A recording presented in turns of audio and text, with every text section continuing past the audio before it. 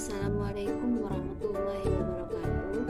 Alhamdulillahirabbil alamin. Assalatu wassalamu ala asyrofil anbiya'i wal mursalin sayyidina wa maulana Muhammadin wa ala alihi wa sahbihi ajma'in. Baiklah, pada kesempatan hari ini apa kabar kalian anak-anak? Ya, alhamdulillah baik. Nah, pada hari ini kita akan absen terlebih dahulu. Siapa yang tidak hadir? Ya, bagus, ada semua, alhamdulillah. Untuk selanjutnya pada pertemuan kali ini kita yaitu belajar tentang akhlak, yang mana mata pelajaran kita hari ini yaitu akhlak. Jadi nantinya ibu akan jelaskan apa itu pengertian akhlak. Sebelum kita memasuki pembelajaran kita pada hari ini, marilah kita mengucap basmalah. Bismillahirrahmanirrahim. Akhlak. Nah, apa itu akhlak? Kata akhlak berasal dari bahasa Arab. Khuluq, jamaknya khuluqun. Menurut logat diartikan sebagai budi pekerti, parangai, tingkah laku atau tabiat. Kata akhlak meliputi segi-segi kejiwaan dari tingkah laku, lahiriah dan batiniah seseorang. Kata akhlak mengandung persesuaian dengan perkataan halqun yang artinya kejadian serta erat hubungannya dengan khaliq yang berarti pencipta dan makhluk yang berarti yang diciptakan.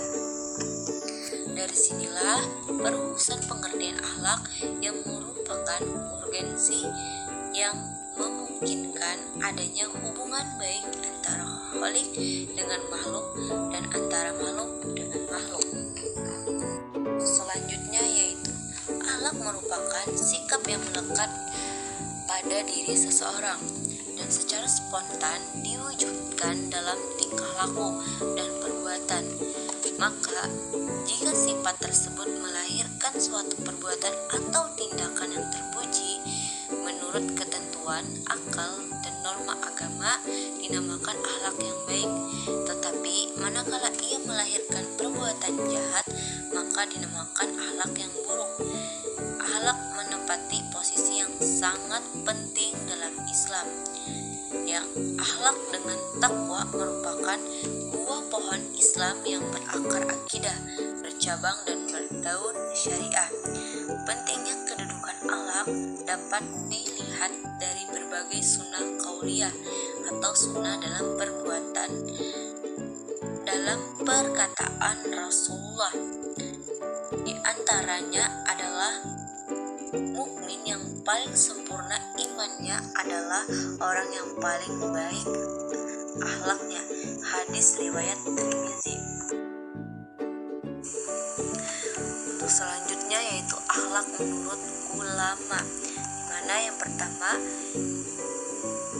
ilmu akhlak adalah ilmu yang menentukan batas antara baik dan buruk, terpuji dan tercela tentang perkataan atau perbuatan manusia, lahir dan batin.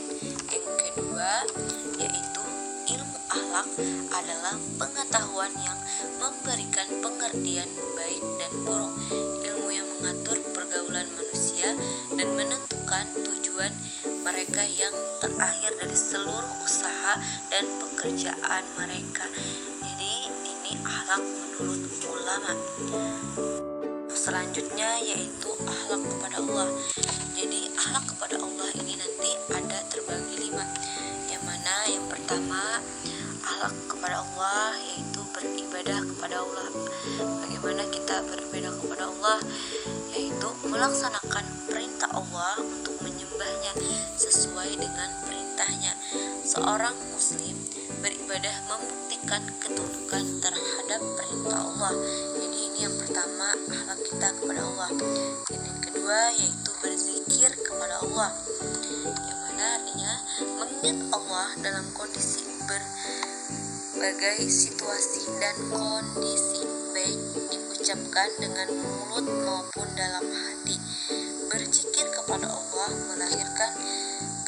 ketenangan dan juga ketentraman di dalam hati. Itu selanjutnya yang ketiga yaitu berdoa kepada Allah, yang mana memohon apa saja kepada Allah. Doa merupakan inti ibadah karena ia merupakan pengakuan akan keterbatasan dan ketidakmampuan manusia, sekaligus pengakuan akan kemahakuasaan Allah. Dan yang selanjutnya yaitu yang keempat, tawakal kepada Allah. Apa itu? Yang mana berserah diri sepenuhnya kepada Allah dan menunggu hasil pekerjaan atau menanti akibat dari suatu keadaan. Selanjutnya itu yang kelima, tawadu kepada Allah. Artinya rendah hati di hadapan Allah, mengakui bahwa dirinya rendah dan hina di hadapan Allah yang Maha Kuasa. Nah, jadi ini adalah akhlak kita kepada Allah. Selanjutnya yaitu akhlak terhadap manusia. Dalam artian secara garis besar akhlak kepada manusia, yang mana yang pertama itu akhlak kepada diri kita. Perilaku seseorang terhadap dirinya sendiri sebagai hasil dari pengendalian nafsu dan penerimaan terhadap apa yang menimpanya. Sabar diungkapkan ketika melaksanakan perintah, menjauhi larangan, dan ketika ditimpa musibah. Jadi itu akhlak kepada diri kita sendiri yang pertama. Terus yang kedua, syukur, yaitu sikap berterima kasih atas pemberian nikmat Allah yang tidak bisa terhitung banyaknya. Syukur diungkapkan dalam bentuk ucapan dan perbuatan. Syukur dengan ucapan adalah memuji Allah dengan bacaan Alhamdulillah, sedangkan syukur dengan perbuatan dilakukan dengan menggunakan dan memanfaatkan nikmat Allah sesuai dengan aturannya. Yang ketiga, tawadu. Arti tawadu yaitu rendah hati, selalu menghargai kaya atau miskin. Sikap tawadu melahirkan ketenangan jiwa, menjauhkan dari sifat iri dan dengki yang menyiksa diri sendiri dan tidak menyenangkan orang lain. Itu akhlak kepada manusia yang terpuji. Nah, jadi di sini akhlak kepada manusia yang terpuji, yang mana pertama husnudzon. Apa itu husnudzon? Husnudzon itu artinya baik sangka, dalam artian contoh kita tidak saling mencurigai sesama manusia. Dan juga yang kedua, tawadu. Apa itu tawadu? Artinya rendah hati, yaitu tidak sombong dalam hal apapun. Ketika kita mempunyai teman yang mendapatkan keberuntungan. Nah, jadi jadi artinya rendah hati ini dimana kita tidak sombong apabila kita nantinya memiliki pangkat ataupun kita mendapatkan gelar. Kita tidak boleh sombong atas itu semua. Dan yang ketiga yaitu tasamuh.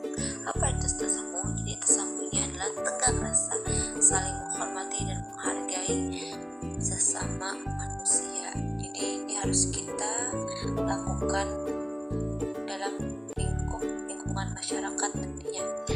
Dan juga tahun itu artinya tolong menolong, dimana ketika orang dalam kesulitan. Jadi ketika kita, tetangga kita nantinya atau teman kita mengalami kesulitan, kita harusnya membantu mereka. Nah, selanjutnya yaitu akhlak kepada sesama manusia yang tercela, artinya yang buruk. Yang mana yang pertama, hasad. Hasad di sini artinya iri hati atau dengki, dan sikap seseorang yang tidak senang terhadap orang yang memperoleh keberuntungan. Dan jadi itulah arti apa dari hasad. Dan yang kedua yaitu dengki. dendam. Apa itu dendam? Perasaan ingin membalas kejahatan karena sakit hati. Jadi itulah yang menyebabkan orang menjadi dendam karena ingin membalas kejahatan dengan kejahatan. Dan yang ketiga yaitu ghibah. Ghibah ini yaitu membicarakan kejelekan orang lain dan orang tersebut tidak ada di tempat. Sedangkan fitnah membicarakan seseorang yang tidak sesuai dengan fakta. Nah, jadi itu artinya fitnah. Sedangkan namimah adalah adu domba, yaitu sikap senantiasa ingin menjadikan orang-orang saling bermusuhan, yaitu juga seseorang tadi ingin mengadu dombanya. Nah, selanjutnya tadi sudah kita bahas gimana tentang akhlak terhadap makhluk Allah maupun terhadap diri sendiri ataupun terhadap manusia atau juga bisa disebut dengan teman kita, bahkan orang tua dan seluruh manusia lainnya. Nah, di sini selanjutnya yaitu tentang akhlak terhadap bukan manusia. Jadi perlu juga kita berakhlak walaupun itu bukan manusia, karena Allah lah yang menciptakan seluruh makhluk hidup yang ada di dunia. Yang mana yang pertama akhlak terhadap makhluk hidup bukan manusia, misalnya terhadap tumbuh-tumbuhan dan hewan. Jadi kedua-duanya ini perlu kita pelihara dan kita jaga agar nantinya makhluk Allah ini juga sayang sama kita seperti hewan contohnya. Itu kalau kita menyayanginya, dia akan juga sayang sama kita seperti contohnya kucing. Nah, itu ya anak. Nah, untuk selanjutnya yaitu akhlak terhadap benda mati. Apa itu terhadap mati? Misalnya terhadap tanah, air, udara dan lain sebagainya. Dimana terhadap tanah juga kita harus berakhlak, dan juga terhadap air kita harus juga berakhlak, dan juga terhadap udara. Nah, sudah kita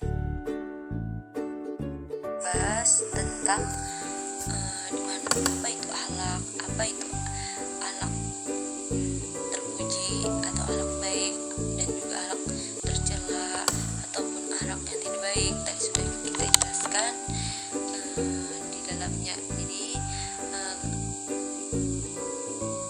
di sini kita akan menyimpulkan bersama-sama yang mana akhlak dalam Islam meliputi semua aktivitas manusia dalam segala bidang hidup dan kehidupan. Dalam garis besarnya, akhlak dibagi atas akhlak terhadap Allah atau Khalik pencipta, dan akhlak terhadap makhluk. Akhlak bertujuan hendak menciptakan manusia sebagai makhluk yang tinggi dan sempurna, dan membedakan dengan makhluk yang lain, dan menghendaki terciptanya keadaan masyarakat yang baik, teratur, aman, damai, dan tentram, sehingga sejahtera batiniah dan lahiriah. Nah, jadi itulah pembelajaran kita pada hari ini. Insyaallah pembelajaran kita pada hari ini bermanfaat dan bisa kita terapkan di lingkungan masyarakat nanti ataupun di kehidupan kita sekarang ini dalam menempuh sekolah. Nah, jadi semoga pembelajaran kita pada hari ini bermanfaat untuk kedepannya. Untuk mengakhiri pembelajaran kita pada hari ini, marilah kita mengucap hamdalah, alhamdulillahirabbil alamin. Terima kasih.